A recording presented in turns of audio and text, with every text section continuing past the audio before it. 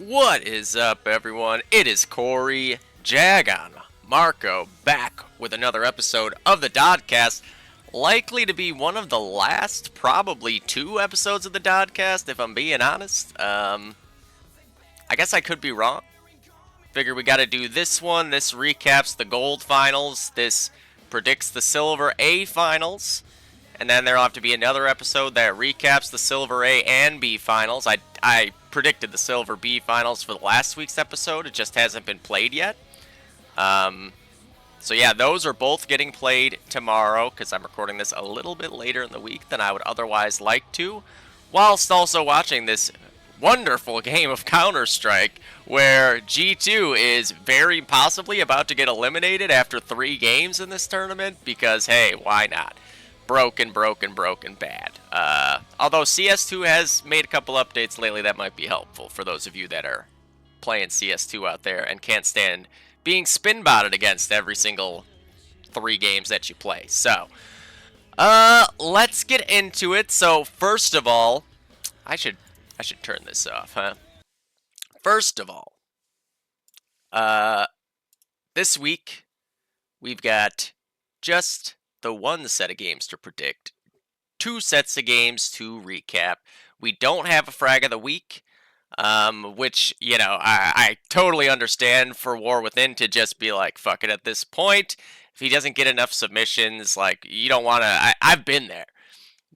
Pretty much every time I'd say that I made a frag of the week, and the evidence is actually in the one frag of the week I made that ended up being 4 weeks worth of things, because the first week I didn't get enough submission to make it a 5-minute even. The second week, still hadn't gotten enough submissions. Then the third week, I finally did get enough submissions, but somebody else had already played one of their matches a week early and submitted to me an even better clip that I really wanted to get in there. So then it just was like, all right, I guess I'll take next week's too. And then it became a fucking, like 8-minute ordeal. But to be fair, I think it's my best frag of the week, so it worked out in the end. But everybody owes War Within a big thanks for all the frag of the week work this season. It is really difficult to do. Even 1 week doing a frag of the week is a pain in the ass, but in particular going at it for the entire season, week in and week out, and hitting the deadline every fucking time, that's the hardest part. That's what makes frag of the weeks, I would say, even harder. It's not just like you have to go chase people down if you really want to get enough clips, like really top of the line clips every week. But then you're also having less than a week to finish basically a full-length movie, like a full-length solo movie. Obviously, team movies are like twice as long, but full-length solo movie, that's a lot, man. And he never balked in the face of that. Like, I think the latest I ever got it was a Saturday. And to me, as long as it came before the matches got played that week, that meant that I could still do the Dodcast and premiere it and everything. So Ryan did awesome all season. Caleb and Justin also popped in and did another frag of the week to spell him a couple times, which was also, they were both great. And yeah, I mean, maybe there'll be someone out there that when the last 2 sets of finals get done, maybe someone will want to take one up and just do a frag of the week for the remainder of the playoffs. If there is anybody out there looking to volunteer and do that, you know, maybe talk to War Within or something, let them know, because I'm sure after the other 2 finals get done, there will be a collection of clips out there that could make for at least like a medium-sized frag of the week. So, yeah, that's where the frag of the week is at, so we're not going to be doing that. This should be a relatively short episode overall, just because there's really only the semifinals matches for silver, gold finals to recap, and then 1 match to predict. It's a best of 3, so this thing should be like a third of the length of what last week's was. Alright, so let me swap on over here. Alright, actually I need to do recap first. So I need to swap over to, where the fuck are we at here? There we go. Swap over to scores, yeah. I don't know why my voice is so fucked. I think maybe it's because I slept with the window open and it's not exactly warm outside right now. Well, it's warmer today. Alright, so where are we here? We will start off with the silver semifinals. These are the two matches here. I didn't get to cast, obviously, the spicy Romario game. That was going on at the same time as my game. However, we did get to see the Goose Patrol Sob game. This one was very, very interesting all around. It was Railroad 2 and Armory. Railroad 2 Goose Patrol pick. Armory, obviously, Sob pick. That is Sob's signature map. Railroad 2 was a little bit more of a blowout. Armory came down to the fucking wire. But Railroad 2, for how, 116 points, how far away the score ended up being, it actually was pretty back and forth in the first half. It's just, in the second half, Goose Patrol was just everywhere.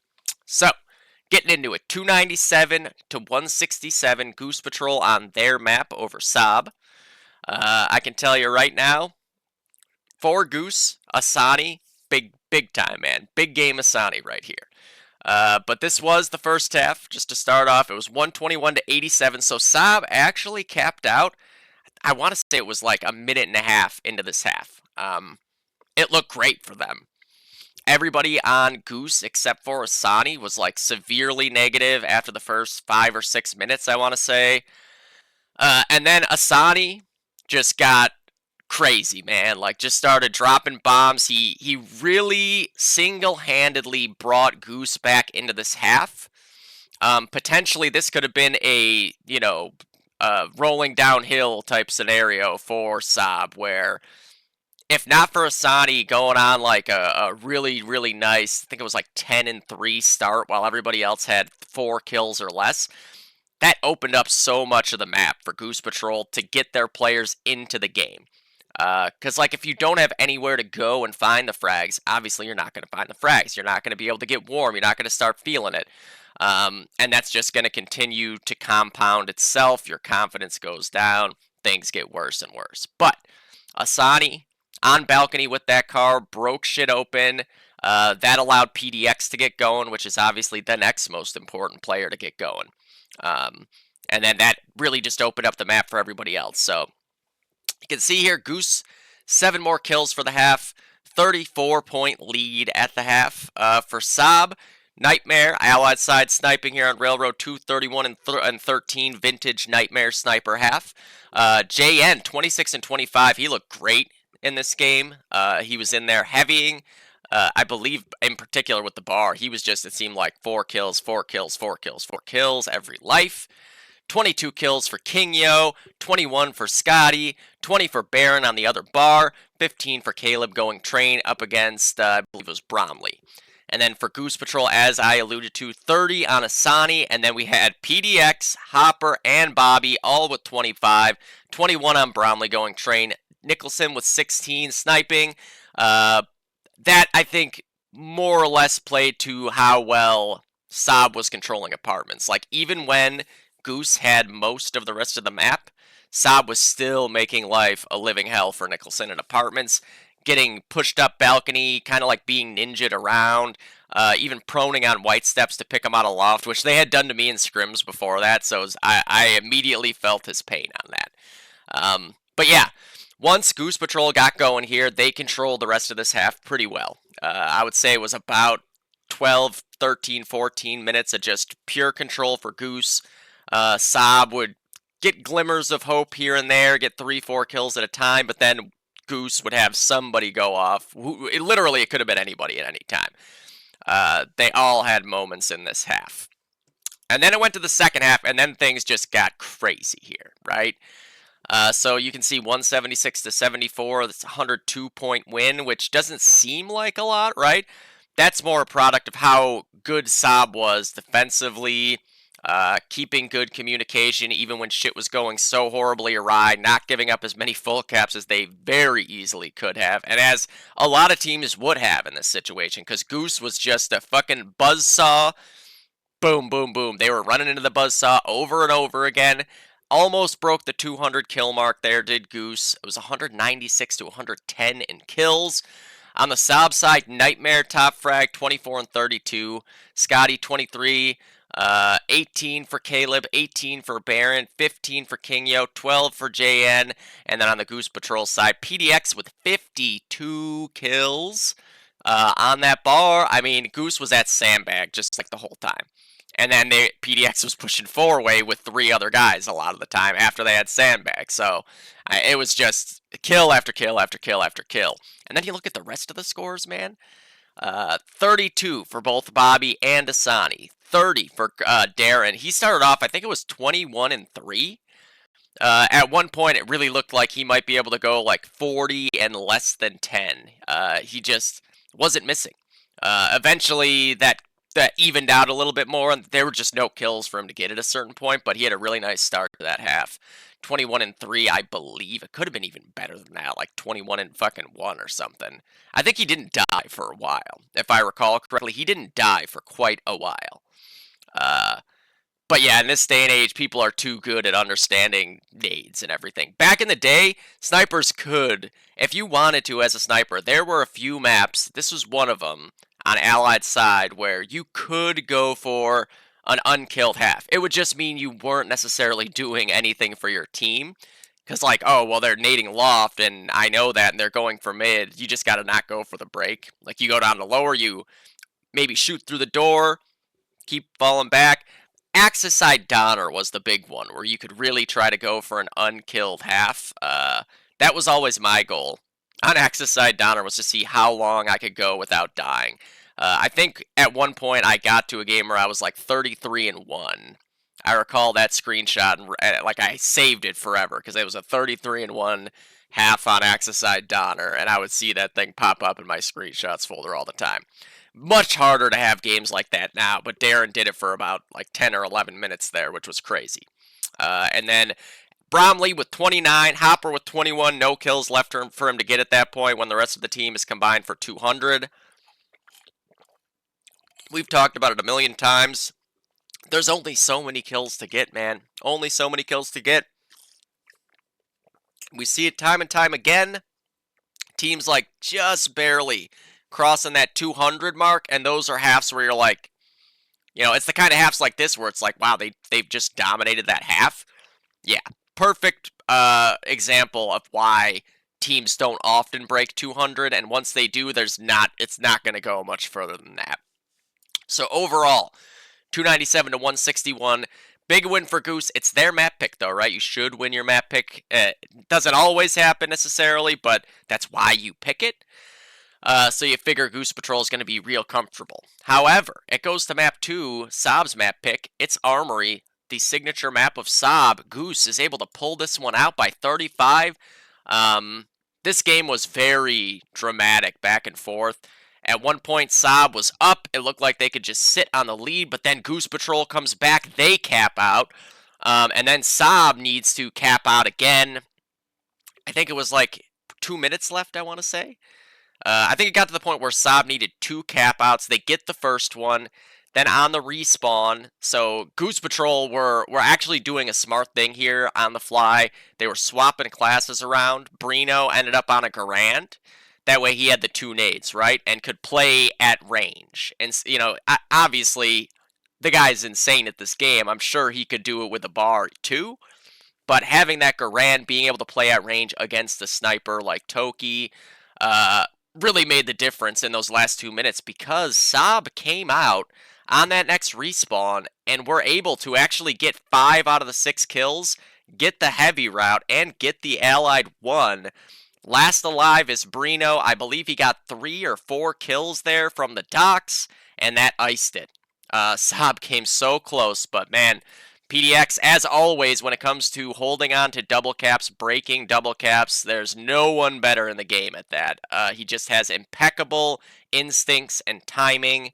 And I don't even think, he might not have even gotten a grenade kill in there, but he definitely got at least 3 Garand kills. So, first half, 3-point affair here.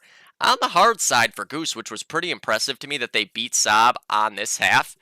Axis side for Goose, the kills, 11 kill lead for Goose Patrol, 154 to 143. So on the Saab side, Toki gets in this game, Caleb is out. Nightmare goes on the, I believe he carbarred Actually, he might not have car barred. I think he actually just straight up rifled in this case. And JN and Manor heavied. I should double check that. I actually forget now, but regardless, let's look at the scores. 28 for Toki, so good at this map. 27 for Nightmare. 25 apiece for JN and Scotty. 20 for Kingyo. 18 for Manor. On the Goose side, a tie between PDX and Big Game Asani there for 33 apiece on the STG and Car, respectfully. And then 24 apiece for Bromley and Hopper. 21 for Bobby. 19 for Darren. And then into the big finale here, 130 to 98. That amounts to a 32-point win on that half for Goose. The kill differential was much larger. This time it was 35 in favor of Goose. On the Sob side, Nightmare with a big half there on the Car, 31 and 24, 28 for Yanni, 24 for Toki, 16 for Manor, 14 for Kingyo, 13 for Scotty, and then for Goose it was 35 on Asani, 30 for PDX, 27 for Hopper, 29 for Nicholson. Again, the fucking bar highlighting whose screenshot it is fucks me up every time. 29 for Nicholson in third, 27 for Hopper, really nice game on the bar there. Bromley ended up on the other bar, but as you can see, PDX finished the game on the rifle because they did, again, something smart and made an adjustment right at the end of that half. I think there was like 4 minutes left when they did that because PDX was running around with a Tommy, and we were all, and me in the chat were like, on a Tommy? What the? I've never seen PDX use a Tommy before, but it turned out they were just in the process of swapping classes. 20 for Bromley on that other bar, 20 for Bobby on the other Garand. So close when all is said and done. I mean, I could probably pull up, actually, the cast itself and just fast forward to that part, because, let's see here. I'm curious to see exactly what went down at that point. How many kills did Brino get to clutch that out? There it is. Let me pull this up for you guys. Since I think this is automatically going to be a much lower time on this overall, we have the time to go for a little something like this. Make it in. Hopper with the hat trick. That could be the backbreaker. PDX able to find one more. It's all Toki and Scotty. Season hangs in the balance here. PDX going to take the push up. He's able to cut off that break nade. I don't think this is the part I'm looking for. PDX is going all the way to the one. No, it's not. Got 1 out of 2 on it. They're going up in the loft to try to break this thing. There goes the nade. Yeah, that's when they get mid. We'll do it with the call. So it's a little bit before that here. This is it right here. Okay. Team down and so this is how it went down. Hopper there. Asani with one of his own, and there it is. Goose is going to cap. They full capped. So Goose capping here is what gives them that lead. Just like that. It's highly confusing hearing my own voice while I talk, by the way. So you can see, Sob is up. Boom, full cap. The tick tied it for a moment there. And then Goose gets exactly 40-point lead there. 3:40 left. A full cap would be just enough to tie this half. It wouldn't even win the game. So they need to get both flags. They need to hold on to them for a couple minutes, and then they need to full cap. And I can tell you right now that is going to be so tough against a team like Goose. Double nade, a PDX special there for JN. Good way to start it off. Toki finds one. Everyone's dead, but the man himself, Brino, he has to do more. He's got 2 on the Garand. He's looking for a third. PDX against the world. And he's done more than enough to prevent the bridge cap to begin with. That alone is massive. PDX going for the crouch hop shots. Jump peek now, trying to stall it out enough for his boys to get back. Nade's coming this way. He hops into the water, and PDX, I think, has done enough to keep this alive. They're going for it. He's coming up the ramp. Oh, they were ready for it. So they actually, are going to lose the box all in the they process, didn't get the 1. Nicholson is able to find I thought they got the 1 in this part. Maybe they do get the 1 before they get the heavy cap back. So they might actually end up with the 1. That was big clip for Darren there too, holding on to the garage push. Ooh. So eventually here, Goose is going to get back. Yep.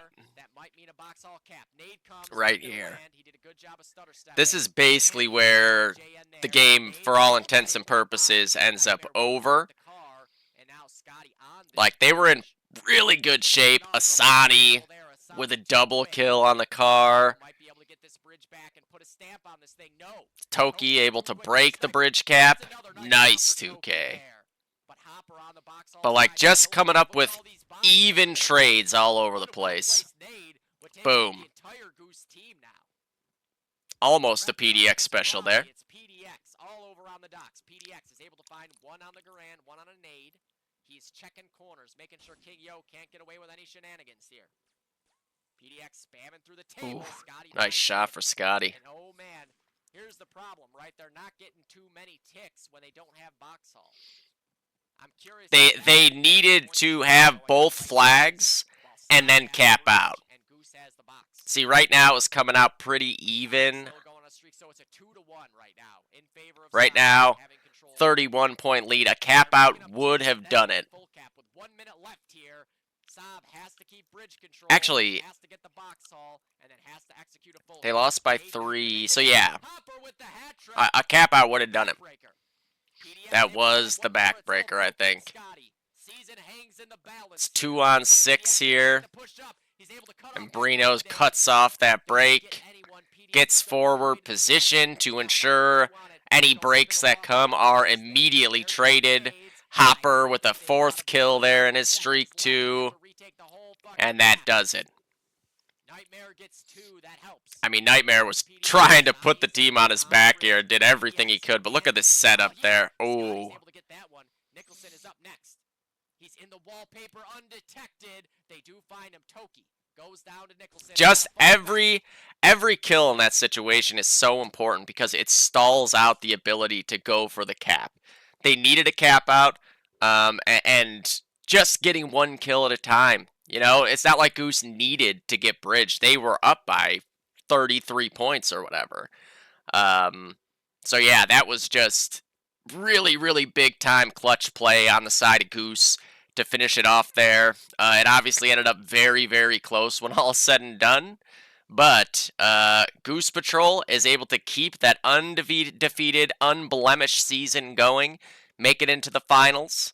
And yeah, good season to Saab as always. You know, it's like this team is always this close to breaking through into that final. They always play these crazy, exciting games. I love watching them play on Armory, especially. They really play that map fun. You know, that team is just a bunch of good guys, and I'm sure they'll be back next season, you know. But this time, running into the well-oiled machine of Goose Patrol was just a little too much to overcome. And then on the other side of the semis, which I wonder if this cast is up anywhere, because I'd really like to watch this match. It looks like it was a pretty good one.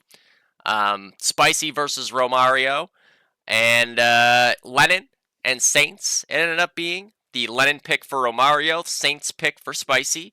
Map 1 is Lennon, 437 to 402. Spicy takes out Romario by 35 points. A very, very close Lennon game there. I actually know nothing about what went down in this game. All I can do is look at the screenshots and try to speculate. We did get to scrim these guys quite a few times, both teams, across all their maps, and both teams looked very, very well prepared for these games. So I suspect it wasn't like anybody fucking up or anything like that. Spicy is so good. You know, Spicy is as much a team as there is in DoD now. The sum of their parts is so ridiculous when you look at just how they play together, how they rotate off each other, how they've just meshed together as a unit overall, to the point where with a big class swap, right? In seasons past, you look at Spicy and you see Kevin on the sniper, and it's like, you know, that's one of the best snipers in the game right there. And I'm sure Kevin got bored with sniping, much like I am. Swaps off, gets to go start heavying. They don't miss a beat. Stamp immediately becomes that same level of sniper, and Kevin immediately becomes that same level of heavy. You know? It just, everything about this team is so good as a unit. So, getting into the actual meat of what went down here, 275 to 149 in the first half of Lennon. Allied side for Spicy. Obviously, an allied-sided map. They end up with 7 more kills here. And yeah, so for Romario, 34 on LZL. Nice half on the call. Rafinha with 29 as well. 28 for Bud. 22 for Matt. Long team with 18 and 14 respectively on Mand and Vanaki. Vanaki getting into the lineup this week, which you love to see. And then on the other side for Spicy, 34 for Kevin on a bar. Of course, right, you need your heavies to have a good game on Lennon to have a shot, and particularly on your allied side. And no disappointment there on Kevin, 34 kills. 31 on Matt Fazana with the Garand. 28 for Ryan on the other bar. 25 for Stamp on long. 25 and 11, man. I don't know how these snipers get all these kills. What am I doing wrong? This blows. Like, I will see the final screenshots, and I got no kills on this map at all. Like, it's actually alarming to me how few people I see in a Lennon game. And I'm pushing, you know, like I'm looking for kills. It's just I'm dying. But yeah, big half there for Stamp on Allied side with 25. 22 on Luke, 12 on Laura, and then into the second half. So Romario wins this half, obviously, right? 253 to 162. What do they end up? 35 points short. So very, very, I mean, one cap out. That's actually way less than one cap out. It's about a half a cap out. So Romario were this close. They just had to break through. But, you know, Spicy kind of thrives in those situations, man. They are so good in the clutch. And much like teams like T3 and Bandits, Spicy's good at punishing you for getting overly anxious on cap outs. Because they're playing so well positionally and communicating so well with each other, they're able to find openings in these situations and turn them back in their favor a lot of the time. And it looks like that was probably no different in this half, just based on the scores. Pure speculation on my part since I didn't get to see the game, but I really do want to find a copy of that stream somewhere. So, 253 to 162. Kill differential was +2 for Romario here. Looks like the TKs weren't too bad, so there was 6 here. And none here, actually. Wow. No TKs for Romario on their That's crazy, man, because Allied side Lennon with Blue Room, a lot of the time, I mean, as an Allied player, you need to be nading Blue Room, right? But your heavies also need to push up into Blue Room to apply pressure that way. So more often than not, you'll see TK nades in blue a lot of the time in this half. But Romario, no TKs there at all. That's crazy. You don't see that happen too often. I want to see this cast to specifically see how they manage that. Like, I want to see if their heavies are just falling out of the cubby when nades are getting thrown and stuff like that, or if it's just like they were using their nades in the lead up to that point, like getting him into underpass, keeping Blue Room coverage with weapons, and then just kind of applying a crossfire between Boardwalk and Red Room. I don't know. But that's wild, man. No TKs on your allied side here. So for Romario, 32 on LZL. LZL fucking came to play in this game, man. Wow, 66 kills overall, I believe it was. Is that correct? Yes, 66. What a game for LZL, man. He also is always really good in the playoffs. Even more so than usual. He's already really good. 31 on Bud. Bud, same thing. And Rafinha. Those three guys all had really nice games here. 29 on Matt. He too was at 51. And then on Long, Vanaki and Mand, 16 and 15 respectively. And for Spicy, 34 and 15 for Stamp. What a fucking game sniping Lennon. Both these halves, he just about outfragged what I usually do in a full game. I think he might, on this half, outfrag what I got in all of our Lennon Finals match. Pretty close to it if he didn't outfrag it. But 34 kills with an active sniper is absolutely bonkers on this map. Another reason I really want to see that cast. 29 on Die Life, always good in that well area, especially when he can get pushed up. He's very dangerous around that connector, last flag, lower red area.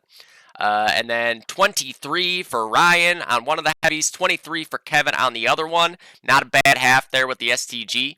That's probably enough kills to lock it down. 21 apiece for both Luke and Laura on the other rifles. And obviously, only 2 less kills means that they were defending really, really well when shit got hairy on the last flag to keep the, because, like, that's really where the difference gets made on an allied side is like those 1 or 2 extra kills. Which direction do they go in when you have, say, like 4 allied players running into 2 or 3 Axis players who are defending their last flag? If those Axis players can get 2 kills apiece, that cap out is immediately wiped. The other 2 guys on the attacking team really need to fall back or at least stop where they are. And Spicy, again, so good at that. They take Romario's map pick off of them by 35. That is so key to be able to steal another team's map pick. Usually that can ensure that you're going to win the series, right? Going to map 2, and that is exactly what happens here. Spicy 144 to 81 to sweep it out on Saints. That is a 63-point win there, which, not a blowout by any means on Saints. Basically a cap and a little bit of a hold. So this might be, let's see. I just want to see what the scores are there. 83 to 26.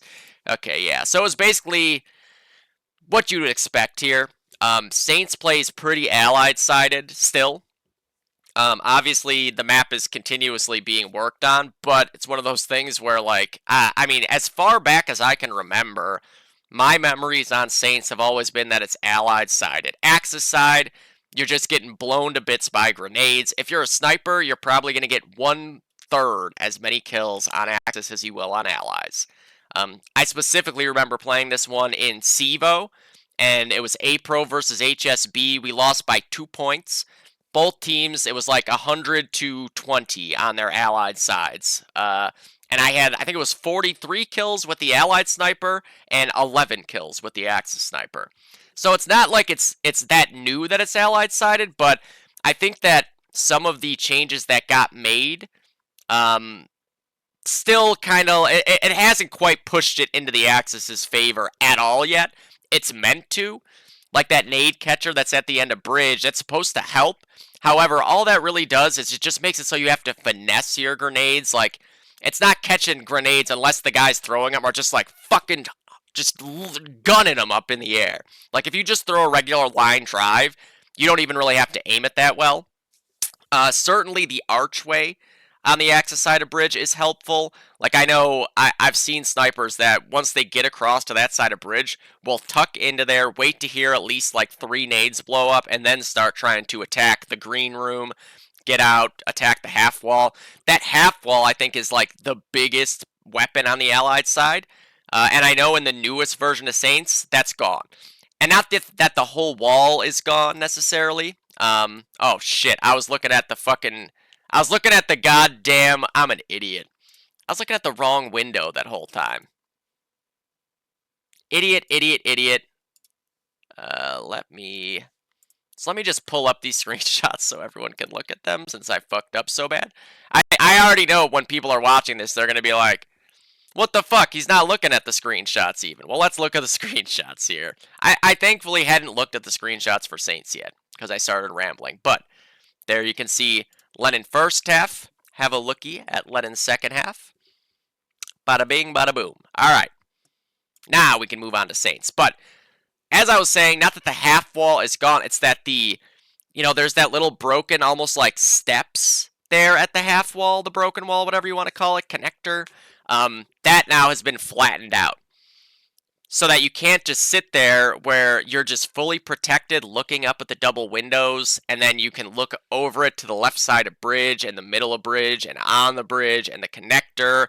And if you get hit, it's not going to kill you because that's a very thick wall. So that now, whereas before it was like, I'm not going to draw it. Just look at my hand movement. It was like, dit. Now it's just, duh. Just a straight L. So I think that is very helpful for Axis because that is, I think, the most OP area for the Allies to defend and just thin the numbers out of the Axis from a distance. There's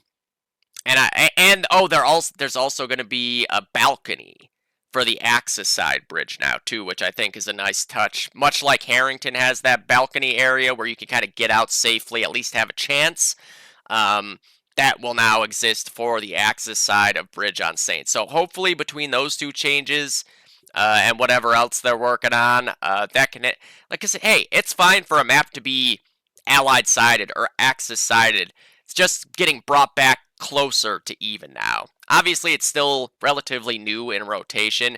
I think maybe just teams figuring out a good way to go about it could even things out enough too, but these map changes I think are overall for the better for Saints. Because currently the way the map stands, it's more or less who can put up the most points on their allied side, or who can cap out on their allied side and keep the other team from capping out. That's kind of, it's like old the way Lennon used to play before the map changes brought it closer to even, or Harrington. Harrington has gotten a little more even now, but it used to be just like who can put up 1,000 points on their allied side, right? So, getting into the Saints side of things here, Spicy starting off on allies, 167 kills to 139. In that case, Spicy with, let's see, Spicy with 3 TKs, 1 TK on the Romario just seems to have their shit really locked down on TKs more than anything, right? That's pretty nuts to have 1 TK on your Axis side of Saints when there's a whole lot of chaos coming your way.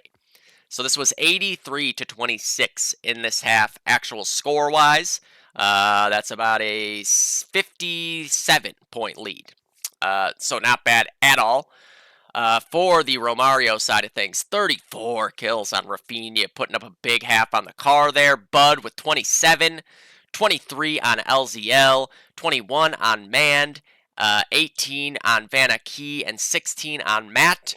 And then on the Spicy side of things, Stamp again with 35 and 14. That's the Stamp score now. Very consistently in this series has that score. That's crazy. Another really nice half there. 34 for Luke on one Garand, 30 for Matt on the other, 29 for Stealth on a bar, 22 for Ryan on the other, and Laura on the other Garand with 17. So 57-point lead here. This is one of those scenarios, right, where it's enough unless the other team really gets rolling and starts pressing you back to your one. Obviously, though, we already know because we saw the final score.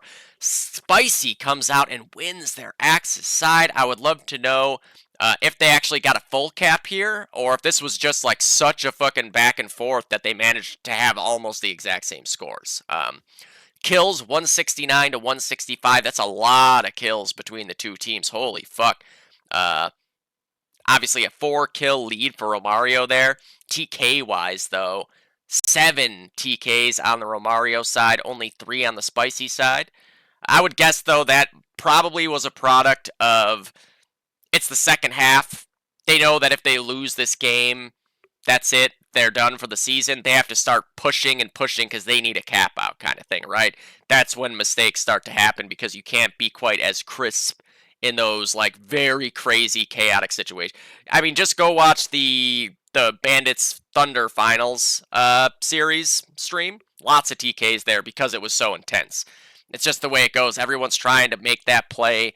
Everyone's trying to grab a little bit of extra map space, get that extra kill, and then a nade blows up in your face, or a guy forgets to make a call like, hey, you know, I'm coming through this area or whatever, so somebody just reacts to seeing a body come out. I definitely TK'd like that in the finals at least once.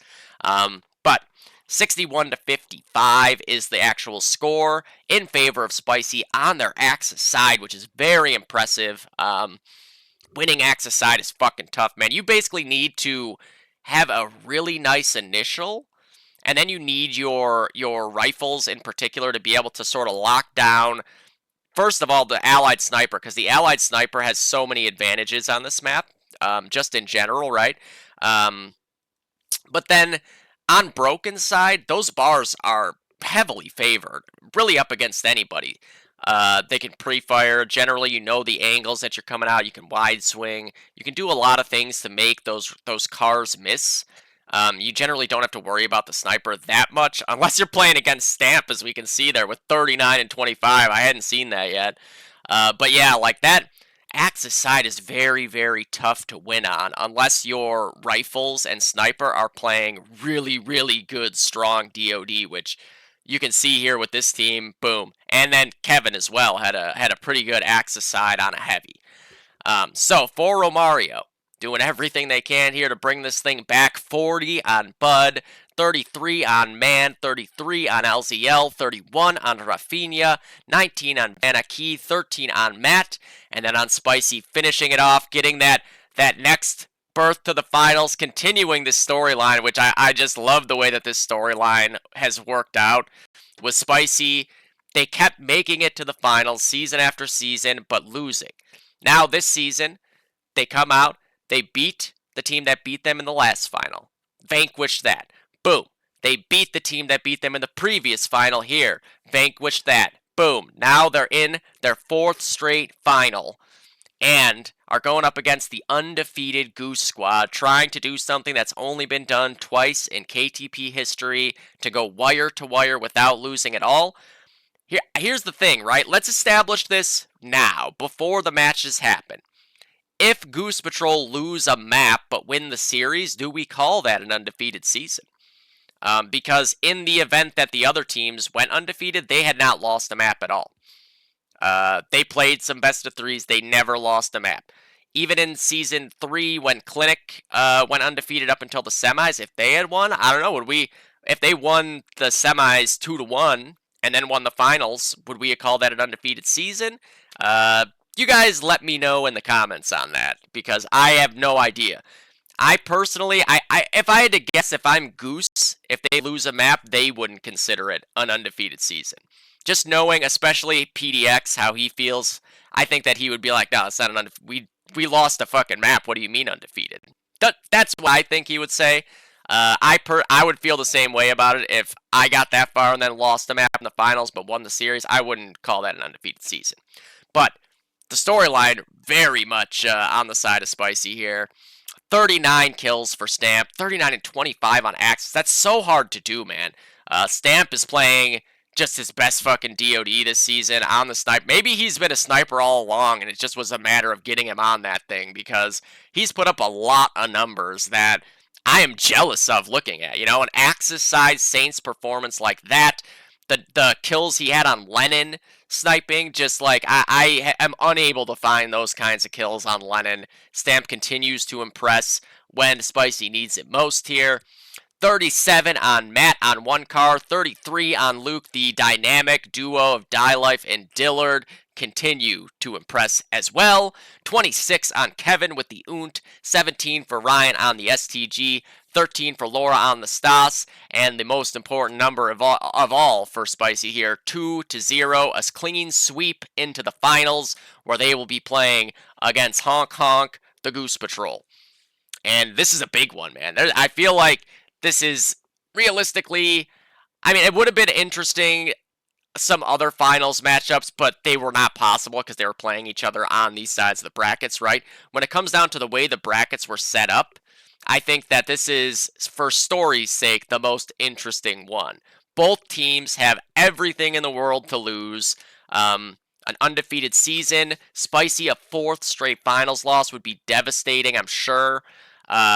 And everything to gain, trying to finish off that undefeated season for only the third time that anyone's been able to do it wire to wire, and for Spicy to break through, to have just vanquished their two biggest demons on the way as well. Like, it could, if you wrote this thing, this is exactly how you would write it. They would be playing against 3H and Romario in the quarters and semis, and they would beat them, and then they'd go through to face the number 1 undefeated seed. So, very, very cool stuff in the silver finals. We'll get into recapping, well, not recapping, predicting that in a moment. We just have to recap the gold finals. We did predict the silver B finals last week, but they ended up delaying that. People were out of town and stuff. However, on the plus side now, because that got delayed, there will be casters for it. Not sure who's going to cast what, but I know that both matches are going to be on the same day around the same time, and there will be multiple casters available for that between myself and Alapex and Blender. Like, both those games will be casted without a doubt, which is the really, really important thing all around. You don't want to have a finals match not get casted. Okay, let me swap this little fucking thing out. All right, so on to the gold finals. This series, I'm sure most people watching the Dodcast were watching this fucking series. It was absolutely just unrealistically fucking tense for both teams here. I had to take a fucking break off the computer for quite a few days after this series because it just took so much out of me. Um, so back and forth, so stressful, as close as it gets. Really, and then the way that the last like 12 minutes of the whole series played. I mean, if you're watching, you know what I'm talking about. We'll get into it as we go through. Obviously, what is on this here? Is this fucking? I didn't spill. Oh, it's just like it's the spit coming out of my mouth. I was like, there's like a drop on my nice new keyboard. It's just because say it, don't spray it. So, gold finals, Bandits versus Thunder. You knew coming into this thing that it was going to be very, very closely contested. You know both these teams are going to be on their shit. I know we definitely scrimmed as much as we could going into this game because we know what Bandits brings to the table. This team is so fucking good in every way. We weren't about to go into that game without fucking scrimming. Like, that would just be insulting to both Bandits and the community to be like, well, we don't need to scrim. And guess what? If we hadn't scrimmed, we get swept in this fucking series. I guarantee it. And if we don't get swept, we definitely lose the third map. It was very important to prepare for this team. They are just such a good, well-rounded, and strong in the ways that matter for a team. In particular, man, like, this team really, really pushed us to the brink. Obviously, we lost to them on Anzio and on Armory, both by convincing margins in the regular season, too. Like, it wasn't like, those games were not close like this game was. They were both, I think it was, I'll just fucking check. So, Armory, I'm pretty sure, was like 200 something. There's one right here. Okay, so this is Armory. It was 142. And where's Anzio? That's why we banned Armory, by the way. I know there were some people in the cast chat asking why we banned Armory or Anzio. And then here, okay, so this one was actually closer than I remembered. 74 points.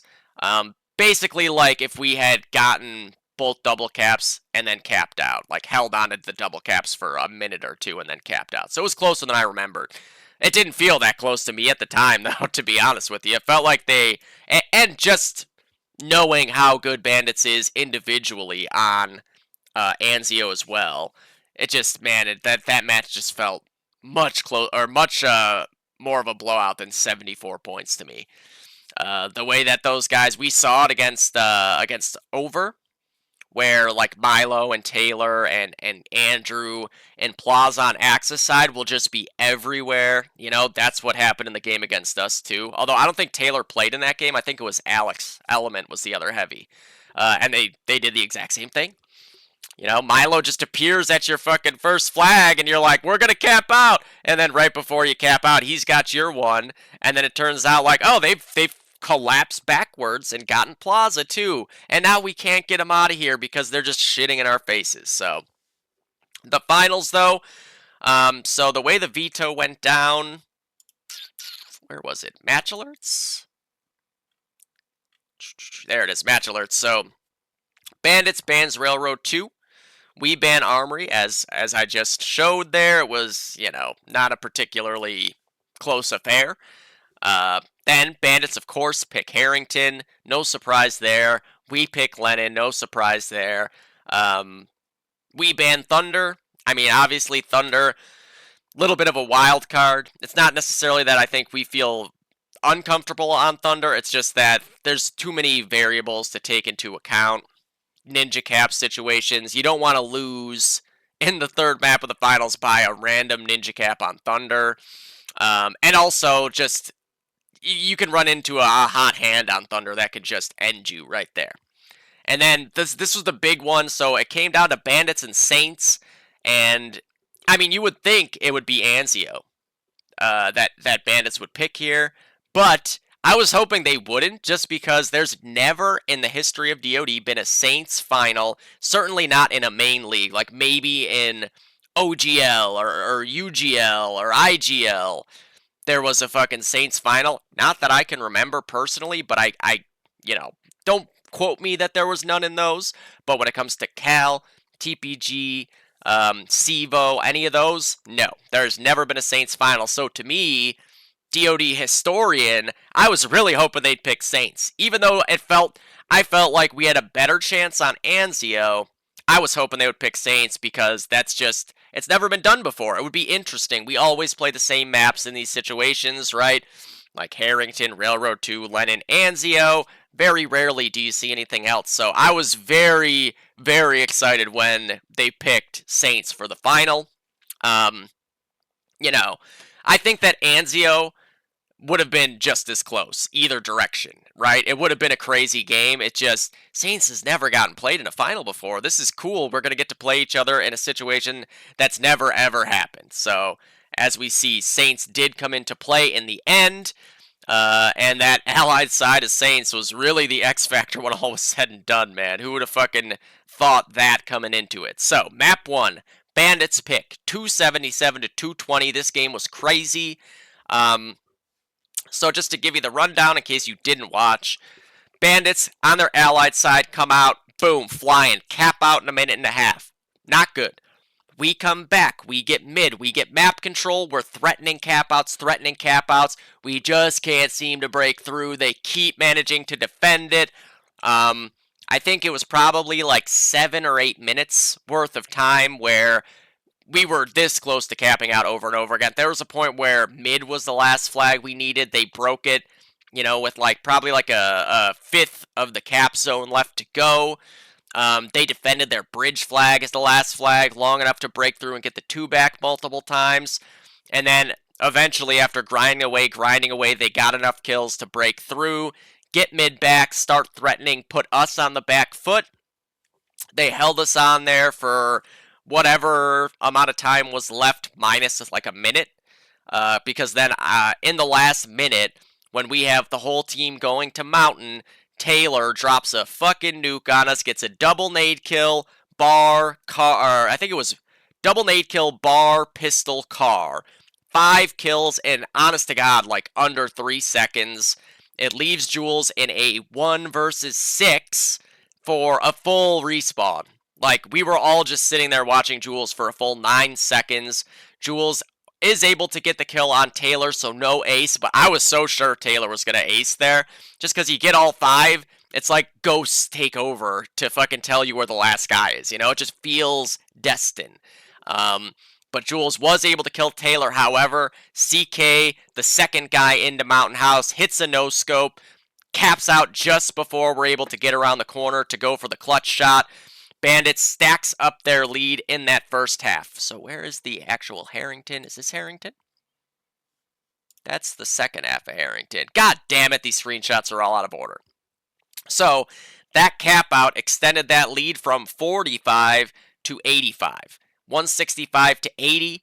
Kill-wise, we have more kills, but what that's a product of is the fact that, A, we were on defense for probably half of that half. So, like, they were coming to us in Mountain House. And then B, we also had a good foothold in mid for, like, the other half of that half. So there was a lot of, like, we would get a couple picks, they would kill the mountain guys, and then I would kill the guy crossing ladder and, like, kill a guy double doors, and then it would reset, go through the same thing. Man, this was just such a back and forth half. It was what you'd expect out of these two teams on Harrington, right? 165 to 80. So in this half, for us, we had 33 kills on Jules with the STG, 31 on Dorito with the car. I was at 29 and 18 with the sniper.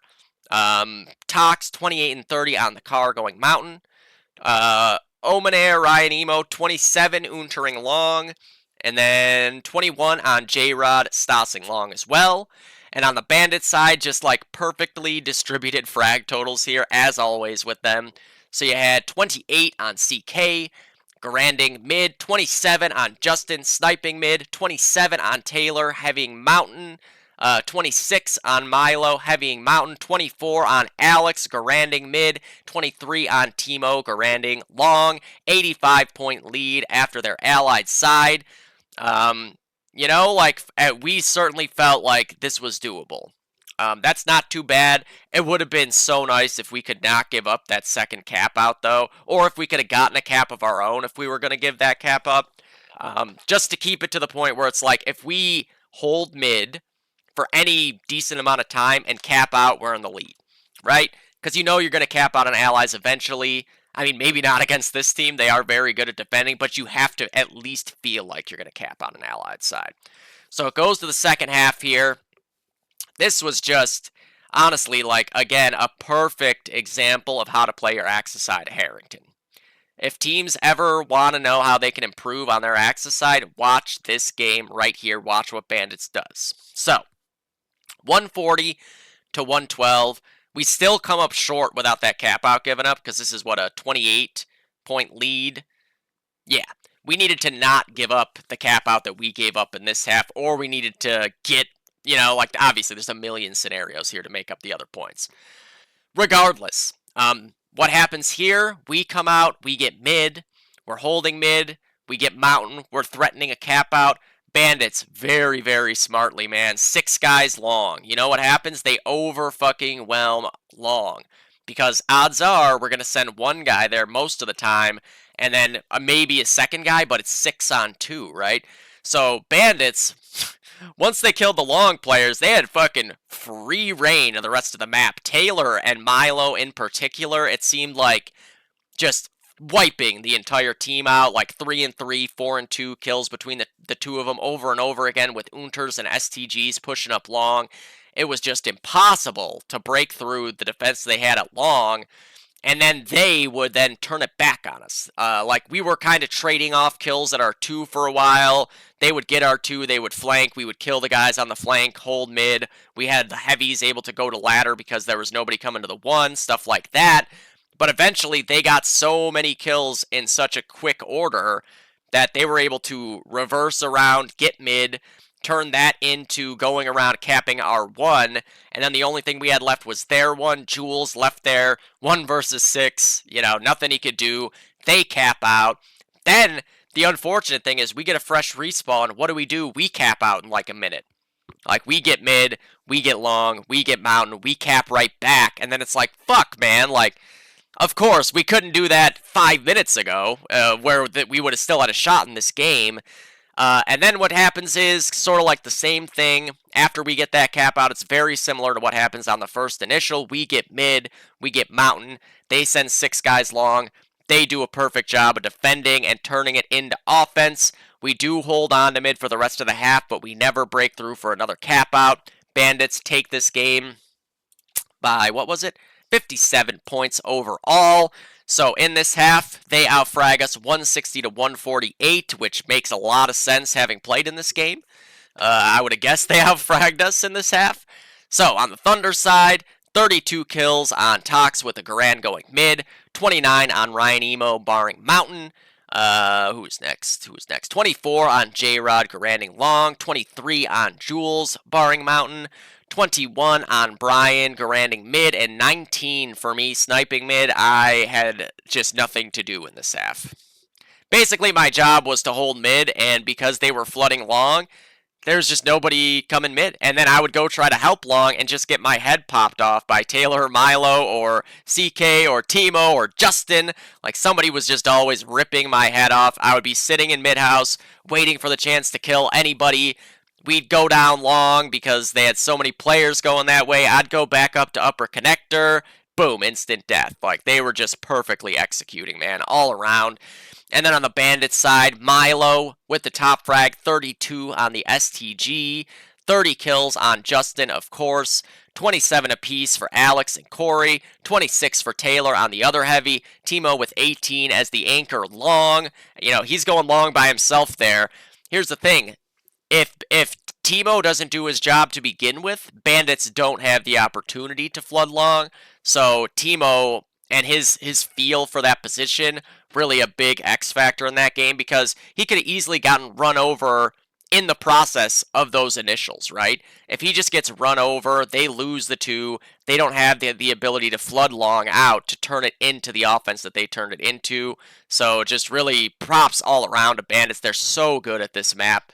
I was glad that we were able to have as close of a game as we did with them because it felt like they were pretty unbeatable on Harrington, and we at least were able to give them a battle that they kind of deserved on this map, right? Make it close, make it fun for the people watching. This was just again a very intense game, just butthole clenching all around in Discord the whole time. Bandits goes up 1-0. So, moving on to Lennon. So this map, obviously, both teams like it, right? We felt pretty good about just our feel for Lennon and the rotations on it. If we felt this way about Harrington, it would be so nice, Like, I wish we felt this way about Harrington, but on Lennon, we just seem to have a good feel for where to be and when to do it. So in this game, 548 to 264, we were able to put up a lot of points on our allied side, which is mainly the product of the bars, right? Like having Jules and Ryan as our bars really makes things a lot easier. So first half, 349 to 43. The way that this went down, it took us a while to get the first cap out. Like they were just really Milo and Taylor and Justin, actually really just all of them. I'm just thinking back to all the times you'd see the kill feeds going off. Like they were just overall doing a good job of getting the kills they needed to at their last flag in that first however long, like 8 to 10 minutes. Eventually, though, once we broke through and were able to get fresh initials off of that first cap out, we were able to string together a couple cap outs and get a lead that we at least felt like we can defend out on this. So 349 to 43, kills were 180 to 143. On the Bandit side, Timo with the top frag there, 31 and 21, carring well. 26 apiece there for CK and Milo. And then 23 on Alex, stossing long, 20 on Justin, sniping long, and 17 on Taylor. And then on the Thunder side, we had 37 for J-Rod, garanding long, 37 on Ryan, barring apartments, 34 for Tox, garanding well, 28 for Dorito, garanding well, 26 for Jules, barring apps, and 18 and 14 for Yagoon. As I alluded to earlier, how the fuck are people getting so many kills sniping long? I don't understand. I can't find. I mean, I was on the carbine a lot of the time too because I needed the nades. I just wanted the ability to get a couple more kills. But just running into the grinder, get pushed up long, try to get to L hull or long steps, get blown to bits by a grenade. And then in the second half, that's the first half. All out of order, J-Rod, you're killing me. So this half, Bandits win 221 to 199. We were able to pull off, I think it was it just one? Maybe it was 2 full caps. We got some map control early that we were able to use to kind of like slowly, to get enough minutes off that we could sort of run the clock out on them before they could get the cap outs that they needed. Obviously, they still win this half. I think the big thing was that we ended up getting a cap out ourselves on Axis side. They came close to getting a cap out at one point. CK pushed up to our 1, and I think they just needed long, and I think we got a break from an apartment guy that stopped the bleeding. But yeah, this half, pretty much the same thing, where they were getting us held at R1. We were having to get the kills. They eventually broke through for 2 cap outs at least. Maybe there was a third one. But then getting a fresh initial, we were able to establish some early map control again to just give us the ability to breathe and not be immediately pushed back into defending our 1. So on the Bandit side, kills were 167 to 138 for us. Bandits win the half, obviously. 35 kills on Milo with the bar, 26 for Alex on a Garand, 25 for Taylor on a bar, 21 for Timo on a Garand, 17 for Corey on a Garand, 14 for Justin on the sniper, and then on the Thunder side, 37 for Ryan on the STG. Ryan historically has always been actually better, I'd say, at his Axis side in apartments on Lennon. Like, it's a hard thing to do, but it's just one of those things that he's always seemed to excel at. I actually like having Axis side even more on Lennon 2 myself. I don't know what it is, if it's just the way that we learned how to play the map at the same time or what, but I don't know. I've always felt a little bit more comfortable with the STG on this map. 31 kills on Jules on the other STG, 29 for Tox on a car, 28 for Dorito on the other. J-Rob with 23 on the Stas, and me with 19 on the Sniper. Can't even break 20 on this map. When all is said and done, we take Lennon 548 to 264. We force map 3. Both teams take their map picks. It's going to Saints. We're actually going to see Saints played in a finals match for the first time in DoD history. This is around the time that I got very nervous because, sample size wise, like in KTP especially, 1 week. 1 week worth of matches on Saints to have any idea how things roughly go, what the meta realistically is.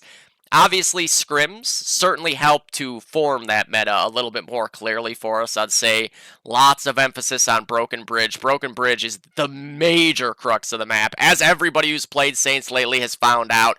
It went from there's one versus one in water, and then sniper, and at least one other rifle going straight bridge, and then like 2v2 or 3v3 on broken. It went from that to like 5v5 on broken, and then the snipers are staring at each other at the end of bridge, while the Axis sniper is getting continuously naded over and over again.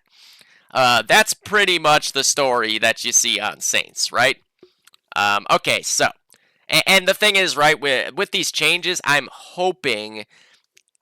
cautiously optimistic that just even the couple of changes that I've seen for the next version of Saints, that alone is going to be enough to kind of turn the tide back to being a little bit more of a 50-50 map. I don't think it'll get to 50-50 like directly ever. Like, I think you'd have to really change the architecture of the map for that. You'd have to make it so the Axis can also just fling nades from everywhere to nade the Allied side bridge too, which would involve, I think, a lot of like building process. So, first half, Allied side, we get to start on the easy half here. 201 to 130 are the kills. So we broke 200 here, and I'm pretty sure they broke 200 on their Allied side too. 112 to 10 is the actual score. So, again, severely Allied-sided map. We are getting most of the kills to start it off, but it's a stalemate on bridge. First team to go for bridge is us. They break it with a double nade and another kill. Eventually, though, we overwhelm the broken side. We get pushed up to connector, pushed up to tank, pushed through broken. We're able to cut off the brakes. We're able to get bridge. And then it just starts that, man, it's just so stressful. That steady stream of when you're on Axis, you're just like spawning, running out. There's 2 guys at tank. There's 2 guys at the car. There's another guy in broken and another guy right behind the guys at tank. And there's nades flying everywhere. And bars are pre-firing you. Garans are ripping your head off. Snipers are no-scoping you. We had that going on here for a while. And they would not break, man. We tried so many different things to try to get them to break. What eventually actually happened is, I think that it just, because it's so uncomfortable, man. It's so stressful, and they just jumped on the bridge cap at one point after they got 3 kills, and we had guys there to break it. So they actually get on bridge, they get bridge, but as soon as they get bridge, we get 4 kills right there. We get the bridge right back. And then we're able to get pushed up ahead of that bridge cap to beat their spawn. So they spawn just right into like 5 guys pushing up. We kill all 6. We cap out. We finally break through. And that ended up being the only reason we won this game. Because if we hadn't got that cap out, we lose. Just to look at the final score to prove that, we only won by 30, and it's 40 points for a cap out. This is Saints. Okay. So, I mean, man, the fact that they ended up doing the same thing right back to us, and the only difference was that if we don't get that cap out, they actually outplayed us more on their Allied side. We just happened to get the cap out. That's it. If they get the cap out, they win, not even by single digits. So that was the only difference maker. They said anything you can do, we can do better. It's just that we managed to have that one lucky couple seconds of timing when it came down to the respawn timer. So, for the bandit side of things, 30 kills on Milo on an STG, 25 for CK on a car, 22 for Taylor on the other heavy, 21 for Element on a car slash sniper. I know he ended up on a sniper at the end of the half. 18 for Timo, 14 for Justin, which, exactly the same thing that happens to me. I was off that sniper. I actually, if not for playing Allied side first, I might have kept just trying to force sniper kills. Seeing Justin get off the sniper in that half, like, kind of signaled to me I'm never going to break through with the sniper on Axis side. If Justin can't do it, I'm definitely not going to be able to do it. So once I got off to a slow start, I dropped the sniper so fucking fast. It's just so hard as an Axis sniper, and I remember that. Every time I've ever played Saints, for the most part, Axis side sniping is miserable. Because it's just so many nades. The water guy can just pelt you with grenades. They don't even have to be all that well thrown. They just have to not be 100 feet in the air, right? So, on the Thunder side, the big story here was, of course, Dorito. Brian comes out and does something that I personally have not seen in a finals match in KTP. 51 kills on the Garand, and we needed every one of them. Basically, Brian was the difference between us having bridge and continuing to push them, or us losing bridge and things getting out of hand in the other direction. 51 and 21 with a Garand, just a legendary performance from one of the biggest legends in the game. 32 kills for J-Rod on a Garand, 31 for Tox on a Garand, 31 for Jules on a bar, 30 for Ryan on a bar, and 26 for me. Again, similarly to Harrington, I was just kind of like making sure that if everyone else died, I could at least get a couple kills. And make it a little bit easier for us to not lose the map control we had. Every time that I pushed up past bridge, I just got naded. That's been my experience a lot of the time as a sniper. I'm so over sniping, man. So over it. I hate the fact that I was a sniper like when I first came up, because now I end up having to default, like, most of my career I was a rifle, and heavy on a couple different maps. Like, sniping was more how I broke through. I hate having to be a sniper. Hashtag let me play something else. Alright, so, as alluded to, on to the second half. Allied side for Bandits, 82-10. They outfrag us 155 to 143. TK-wise, because it was so tense, both teams, it was 5 TKs for Bandits, 6 TKs for us. On the Bandit side, 34 kills for Taylor, 34 and 17 for Justin. Justin had a ridiculous half here, man. He's just unkillable. 31 for Colin going water, 25 for Alex, 16 for CK, 15 for Milo. And then on the Thunder side, 30 for Dorito. Brian top frags by a lot on our team there. 81 kills for him on this map. Easy choice for the finals MVP. Who else? Ryan, 28 kills with the STG. Not bad. 26 for Tox on a car, 23 for Jules on an STG, 21 for me on a sniper slash STG slash Stas slash Unter. I did it all this half, boys. I actually think I got a kill with every Axis weapon. Only like 2 or 3 were with the sniper, to be fair. And I don't think either of those were scoped. And then 15 for J-Rod on the Stas slash Unter slash STG slash sniper. Like, pretty much whatever gun I saw J-Rod had dropped, I just switched to that class, and I think he kind of did the same. So, yeah, this half, it was really just the same thing, right?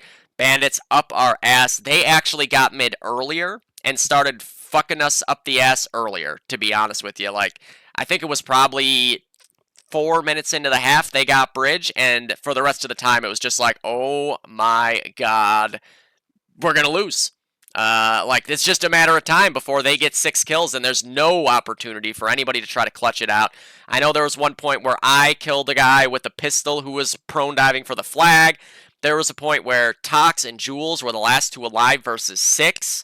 Jules got 1, Jared got 3, and then we all respawned. There was a point where, actually, I think that was the same part. There was just a lot. There was yeah, Taylor almost did it way before that point, too. Taylor had gotten pushed up through red and connector to our side bridge, kills me, kills another guy, runs through, gets the one, gets into the back alley entrance, and then Tox and J-Rod going after him. J-Rod ends up, like he has an Unter, he's spraying at Taylor. Tox runs into the spray, so it's a TK, and then Taylor kills J-Rod, gets to continue holding our one. We only have 2 guys left alive while Taylor is at our one. It's just like pandemonium. Taylor is sitting on our one. Brian Dorito is at our 2 looking back at the one. Jules is at our 2 looking forward towards the guys coming broken. I cannot tell you how many years it feels like I lost off my life in this half. It was just nonstop. These guys are all so fucking good too. It's not like, oh well, I'm holding this area, they're gonna walk into me and I'm gonna kill them. No, they're gonna come around the corner and insta fucking headshot you 9 times out of 10. It just felt like it was inevitable at that point. Thankfully, we were able to hold on when all was said and done. I know towards the end it was like, God, we had just fucking 3 guys like prone at our 2, like back to back, fucking fanning out, looking over like an umbrella, the second flag. It just felt so inevitable that they were going to do it in the end, but we hold on. We win by 30, just 10 points less than a full cap out. We take the finals. Good season of Bandits, man. I mean, that team is just... I love playing against them because it really pushes me in a way that you just don't get all that often in this game after playing for 22 years or whatever. I really hope that both teams, I guess at this point it's kind of up in the air with Thunder too, but that both teams are around next season. We haven't had T3 this season to play against, but this team immediately, it was the same kind of thing where it was just like both teams really push each other to another level as a unit, back and forth, crazy fucking games, and that's what makes competitive anything fun, right? Is pushing yourself and finding new limits that you can then try to surpass. That team is so good, and I would love to see them play another season together to continue to develop even more than the already going 7-1 and coming within a fucking pixel of being the champions. That would be fucking awesome to me. Thunder more up in the air, I think, about whether or not we'll be back, because this season was more or less about like, hey, let's go out and try to win one more. We'll put in the time. We'll start scrimming and everything, and thankfully we were able to pull it off. I don't know if we would have. I don't know what would have happened if we would have lost. I think the idea was like, if we lose, we'll play another season. If we win, if Thunder sticks together, it'll be more like season 4, where we're just kind of like showing up for matches and whoever's there plays. Ryan in season 4, I think, played 3 halves. Like the whole season. J-Rod was on no-go. It was a lot of mix and match lineups and stuff. It seems like that's the most likely scenario for next season, but there's so long before the next season, guys. Like, anything that anybody currently is saying about what they want to do for season 6, just remember, August is probably the earliest that shit's going to go down. There's a lot of time. People are going to not be playing DoD during that time, and then 4 months from now, it's going to be like, man, you know what? I kind of fucking miss DoD, right? So, hopefully we get to see this match get run back, because, man, we had some crazy games with T3. This, when it comes down to the finals, this was the craziest gold final there's been by far. We never got to see 3 maps in a gold final. We very rarely got to see any maps be as close as 2 of these maps were. This was just like exactly what you want out of your top division in a league, in a final. Gold playoffs this season, I think, have actually been the star of the show, which normally it's the opposite, right? Normally silver is having these bonkers best of 3s going, the full 3 maps coming down to the wire. This time around, that's what was happening in gold, right? We saw, oh my god, some absolutely insane BO3s throughout the gold playoffs this time, and it was just a really, really fun season for me in gold. So much variety going on, so much parity. Bandits 7-1, and then all the other teams were basically like 4-4 or less. And then obviously we saw that play through in the playoffs. Multiple close best of threes. The Gray Hair Mafia over BO3 was crazy. The Bandits over BO3 was crazy. This BO3 was crazy. And yeah, good season of Bandits. I love all those guys, and they're so much fun to play against. Just having a team that really you're going to get the best there is in the game every time you're going out there. It really brings something out of you competitively. And I mean, I don't know about everyone else, but that's why I do competitive things. Winning is great, but to me, like, if we lose this game, it is still just as worth it, because it's so much fun to play a game that intense, right? That feels like playing competitive athletics, like playing in hockey championship games, playing in baseball championship games. This is what that felt like. It felt like it could go either way, and like, if I'm not on my shit every chance I get to contribute, then my team is going to pay for it. And that's what competition is all about: pushing yourself, finding your limits, surpassing them. I just love that team so much, Bandits, and I hope that they stick together going into Season 6. Now, for the final order of business.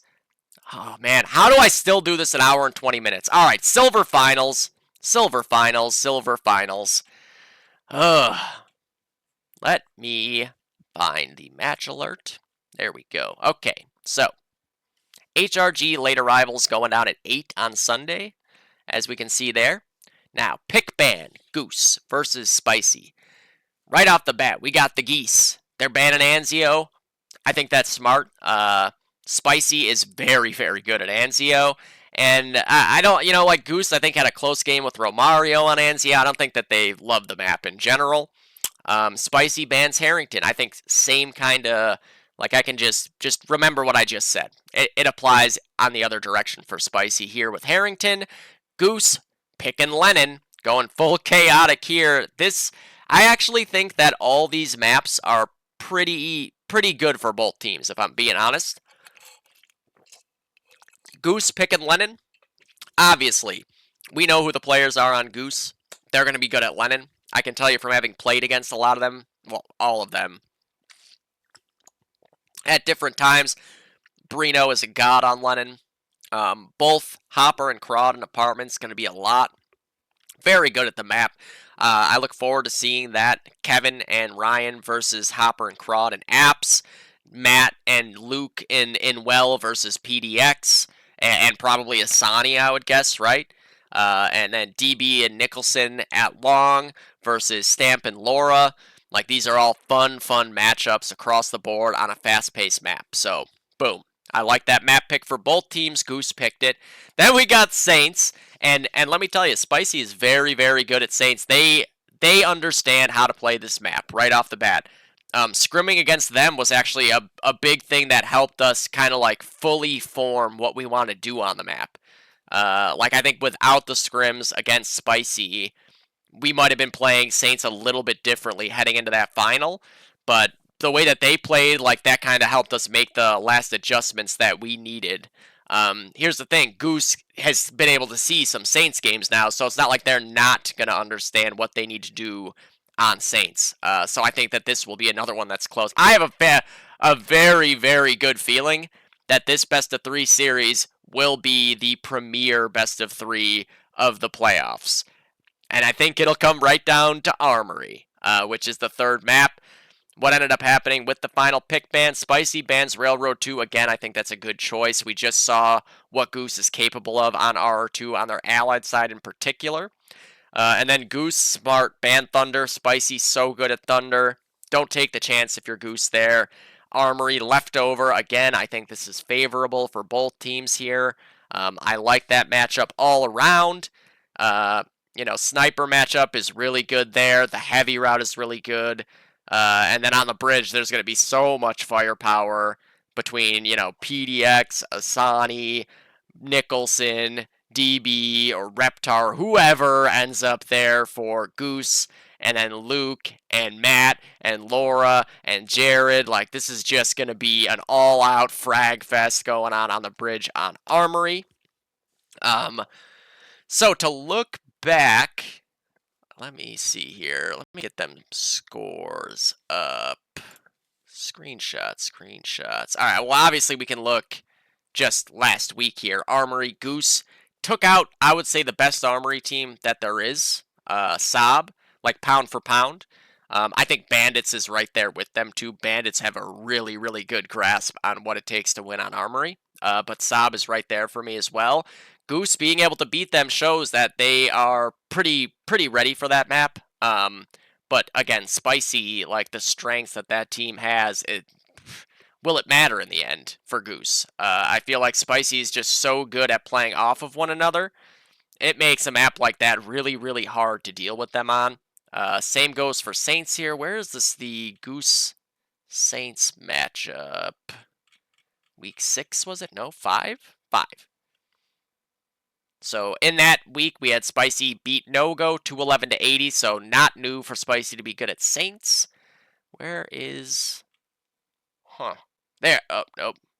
There it is. Oh, yeah, okay, so this is 162 to 145. This was actually the closest game of the season for Goose.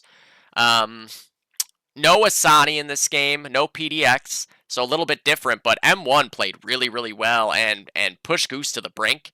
I can tell you, Crod and Hopper on the heavies in this game, very, very good on Broken Bridge side. They have a good, just good flow with one another when it comes to who's where and how they shift around. Like, it seems to be almost based on spawn, based on how well they time it. Like, Crod will be in the lower doorway, Hopper will be peeking in the puzzle piece, and then, like, you kill one of them, the other one doesn't just sit there and re-peek you from the puzzle piece. They relocate so that you think, like, okay, well, I have a location on him. You go walking into lower, and then all of a sudden, he's at connector waiting for you to walk into the doorway. It's really good team play from the heavies there.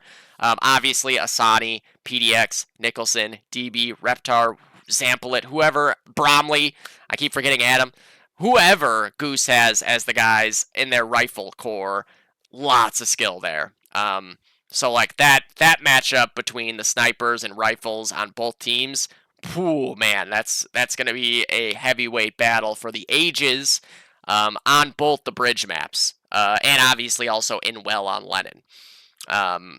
Let me go back a little further. Where was the other Lennon? Oh, Lennon was later in the season. Hold up. Lennon. There we go. Okay. Lennon. Okay, so Goose beat later rivals 869 to 110. Spicy beat HRG 939 to 142. But then you could just... Wait, did we have another Lennon match? I think Spicy had another Lennon match. Quarterfinals. That's gold, silver. There we go. Okay, silver, quarterfinals, Spicy on Lennon, 477 to 315. So they're 2-0 in the playoffs on Lennon. And Goose, I don't believe has played in the playoffs yet. No, definitely not. Definitely not. They played Armory and Railroad 2, obviously.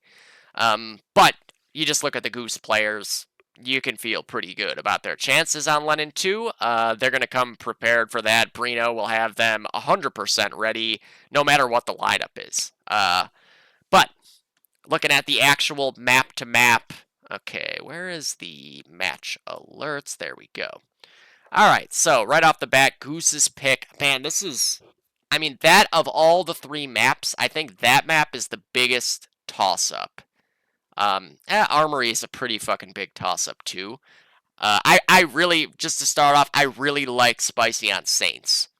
Like, that game, to me, I feel the most confident in picking Spicy on Saints. I just think they have a great understanding of what they need to do on that map. Goose needs to go to school on Saints to have a shot in that map, which I'm sure they will, right? I have a good feeling that they're going to come prepared. It'll be a close game, but I'm still inclined to go with Spicy. They've just shown a really, really good feel for that map, and the team play on it gets very, very important because of the chaos that you're playing in at all times. That's Spicy's biggest gift, right? They are such a team in every aspect of the word that they will thrive in that chaos. They will not lose their cool. They will be able to play off of each other and relay directions to one another and relay rotations to one another. coordinate grenades, not end up TKing more than you would expect. I mean, hey, TKs are a part of the game, right? Like, not every TK is created equal. Sometimes you die with a nade in your hand. Sometimes a teammate just comes flying into your screen while you're shooting at a guy. Not every TK is just like, I'm at well, and then I'm throwing a nade well, and then you throw the nade well at your teammate and blows it up. Like, those TKs happen. You're going to have TKs on most maps. I still can't believe that Romario had no TKs on their allied side, Lennon, and I really want to see that cast. Um, but yeah, like, I'm very inclined to go spicy on Saints, either way. Lennon, a little more up in the air. I'd be curious to know for Goose who is playing and where. PDX, is he heavy? Is PDX going well? Is PDX maybe even going long? Because I've seen Brino do that before too. Um, I would probably prefer to have PDX in well. Give him the double grenades. He can cut off the apartments players and the well players that way, right? Like, he can make both their lives more of a pain. I mean, I guess you can kind of do that as a heavy too if you get pushed up into blue. But that second nade, I think, is very important. Thing is, Goose has a lot of rifles. It depends on who's there for what heavies they have. Is Crowd and Hopper both there? Okay, then you got a good heavy team. Put PDX on the rifle. If either of them are missing, you probably don't want to just throw somebody on a heavy on Lennon, especially against Spicy, who have proven that they are very, very good in apartments on this map. So I guess that's my biggest variable when it comes down to Lennon is who's playing for Goose and where are they going. They picked it, so I feel like they're probably in good shape on it. I don't think there was plenty of other maps that they could have picked here that would have made sense, Like, realistically, they could have picked Railroad 2, If they're feeling more confident on Lennon than Railroad 2, I gotta believe that's for a reason. I think that this game will be very close, though, and that it might be similar to the spicy Romario game where it comes down to, like, less than a cap out kind of thing. Which team can defend the longest on their Axis side, or which team can break through for a cap out one more time. I think it'll be very, very back and forth, but I'm gonna go with Goose in this game because I want a third map. Those are fun for everybody. I mean, okay, here's the thing. They're a little bit less fun for the players because then you're playing 2 straight hours or more of DOD, and it gets very stressful at a best-of-3 playoff final on the third map. So I get it. I know both teams would rather this thing go 2-0 in their direction, of course, but for the fans, for the spectators, for the caster, for me, I want a third map. And I'm saying Spicy's going to win Saints, so I got to say Goose is going to win Lennon. I just think, just to sum it up, I think that it's more likely for Spicy to keep Lennon very close than I think it is for Goose to keep Saints very close. Like, I think Lennon is more likely to be a potential single-digit game than I think Saints is.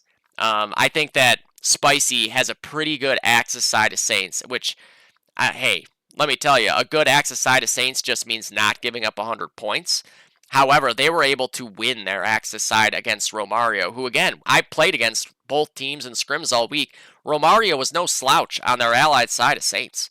Even against us, like, they were pushing us back. So, very impressive out of Spicy to have won their Axis side in that situation, which is why I think they're more likely to make that Saints game a little bit more convincing. Then it goes to Armory, right?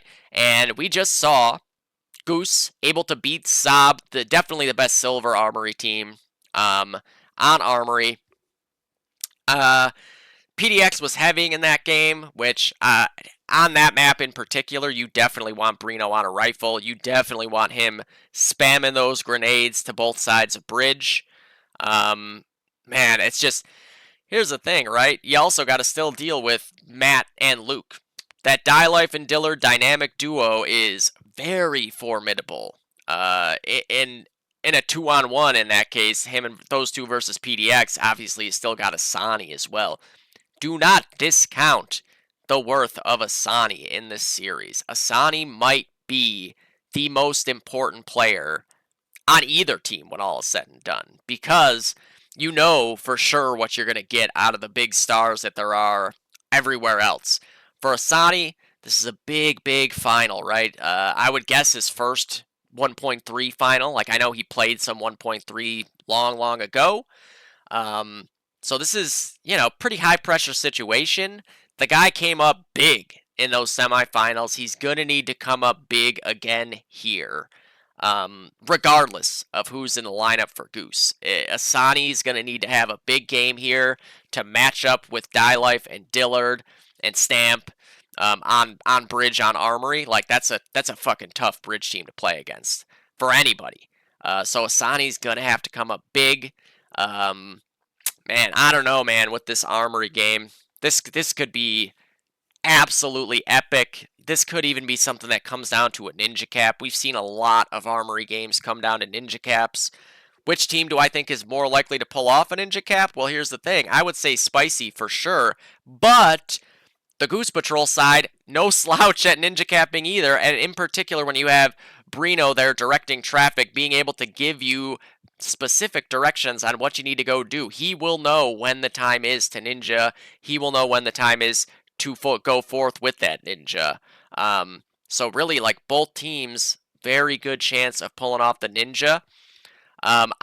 Here's the thing. I think that from a metaphysical, for what it's worth, maybe not worth much, from a metaphysical standpoint, I think Spicy is the team of destiny here. I just think, from a WWF, storyline standpoint, or just TV and movies in general, I think Spicy is destined to win this thing.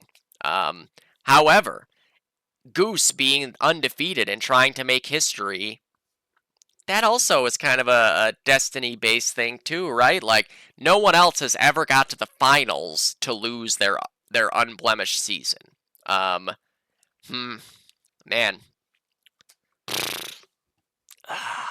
Gun to my head.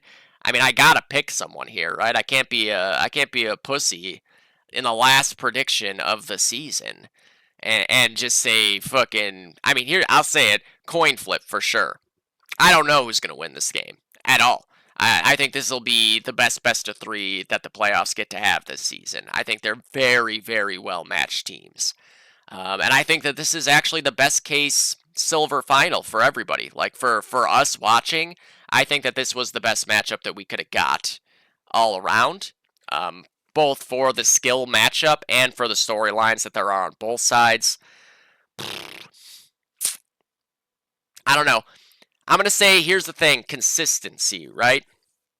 On the Goose side, their roster is, like, different every week. I didn't even go over the rosters because we know who Spicy's going to have playing. There's no surprises there. We know that. 100% it will be the same six that they always have. For Goose, I have no idea who's playing. So there was no point in me going over individually the roster because we know on one side 100% and we know nothing on the other side. It could be Crod and Hopper on the heavies, or it could, maybe Zamplet's playing, maybe one of them can't play, maybe PDX is heavying. And then on top of that, on the rifles, you could have Zamplet, Asani, Reptar, Nicholson, Bromley. Bromley could even heavy. PDX, like this. So that's 6 players, any of whom could be rifling. DB could be sniping, or Nicholson could be sniping. It's just a lot of question marks when it comes down to who is playing for Goose, what class they're playing, what route they're going. And I think just that when you have a roster with that many moving parts, you can get caught up in trying to tweak a little bit too much. Like, oh, well, this worked here and this worked here, so let's do this and this and that. Instead of just going like, this is our best 6. We need this 6 out there playing together for us to have the best chance. Goose need to not go tweaking like that, just stick with the guys who got you there. Go with the best six that you can put out there. Come together as a team to figure that out. Make it a team conversation. Because obviously with the number of different lineups they put out there, I'm sure it's been a lot of like, this guy can't play, this guy can play, this guy can't play, this guy can play. So you have a lot of sample size to work with. You got to figure it out together. Who's your best six? Because you don't get another shot after this best of three. That's it. And they have quite a few good-looking lineups, but there's going to be one that feels a little bit more right to them than all the other ones, and they got to figure that out, and they got to figure it out now. Because those question marks are what make me lean towards Goose. Goose has been the pillar of consistency. 4 straight finals appearances. 4. That's insane. Like all the talk about how like Thunder dominates and all that. We've only made it to 3 finals in 5 seasons, period. Only 2 of them came consecutively. Spicy is the picture of consistency in KTP DOD, period. They get here every fucking season. It's the same 6. Not even that has changed. It's the same 6. The only thing that changed was 2 guys switching classes. And guess what? They might be at their best now with that class switch. That might have been the best thing that they could have done. Whereas with Goose, they have been the best team this season and the most dominant team. But coming into the finals, I just have a lot of questions about who their 6 is. When you shouldn't at this point. It's the end of the season. Obviously, it's both a blessing and a curse having that many good players and that many variations on what your starters are. But at the same time, man, I think in DOD and anything competitive, having that consistent uniformity in your lineup and who's playing together and getting those reps together, that's what makes the best teams.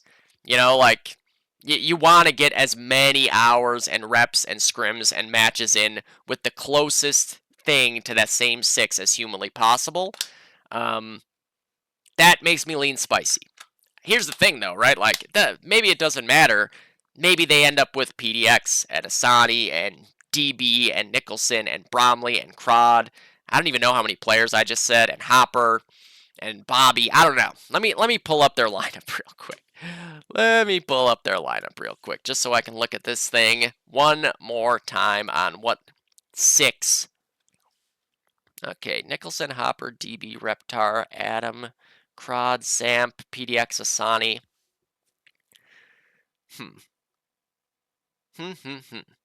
Man, that is tough. I actually, if I was like the GM of this team, I don't know what I'd do for a lineup either, if I'm being honest. DB probably out of sniper, right? Nicholson played really well in the sniper last week, but I think part of what makes Goose so good is the ability to have Nicholson on a rifle. Whether it's a third or a car or whatever, but like he did just have a really good game against the best sniper in DOD. So it's one of those things. Crowd and Hopper have been the mainstay heavy duo. But if one of them is missing, like, you definitely put PDX there. That makes total sense. Or you put Bromley on the heavy so PDX can rifle, right? You want Asani on a rifle. I haven't seen him heavy. I'm sure he can probably do it. But he's been rifling most of the season. I don't know. For all the talk I just did about how I don't know what their 6 is, looking at the lineup, I don't know what I'd make their 6 either. Because they got a lot of fucking good players on that team. And most of them are rifles. First, they're rifles. Like, they have guys who are capable of heavying. PDX, obviously, very capable of heavying, but I would consider PDX a rifle. Like, that's his strongest class, in my opinion. Same with Bromley, right? Bromley can heavy, but first and foremost, a rifle.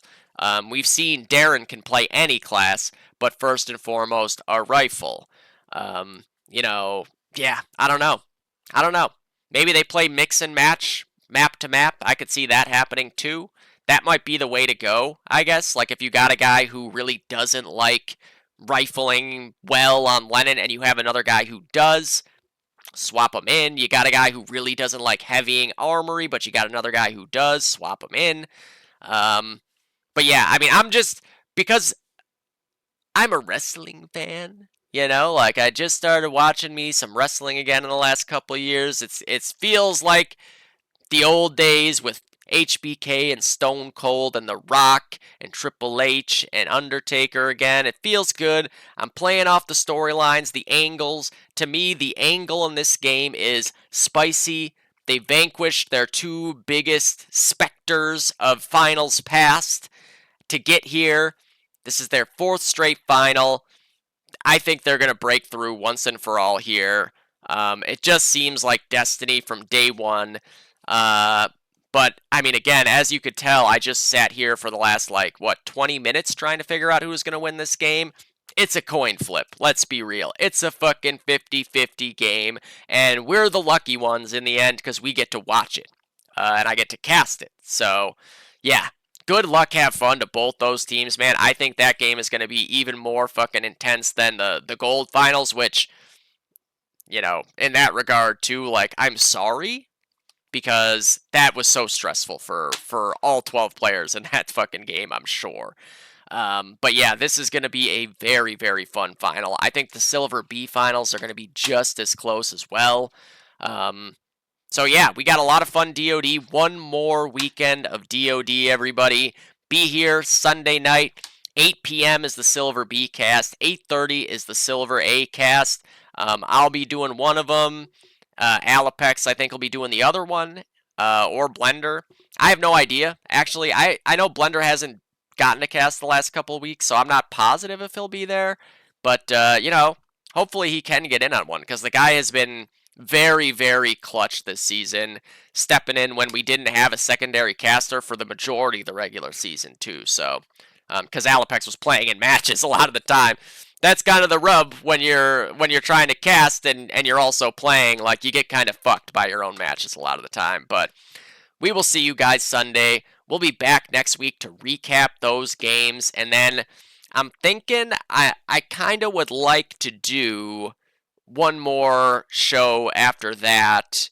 At least one more show where I kind of want to do an award show thing, right? I think that would be interesting. I was already talking about it a few weeks back, how I wanted to do one. And, I think that makes sense. Oh my god, I just saw in my Streamlabs the most recent event from my last cast. I didn't catch this at the time. Luke Dillard has resubscribed Prime for 11 months. Extinction to all geese. Is that an omen? I don't know. We're going to see, everybody. Be here on Sunday night. Goose versus Spicy. Going to be a barn burner. HRG versus Late. Going to be a barn burner. KTP, everyone. Thanks for watching. And yeah, KTP. Love you guys. See ya tomorrow.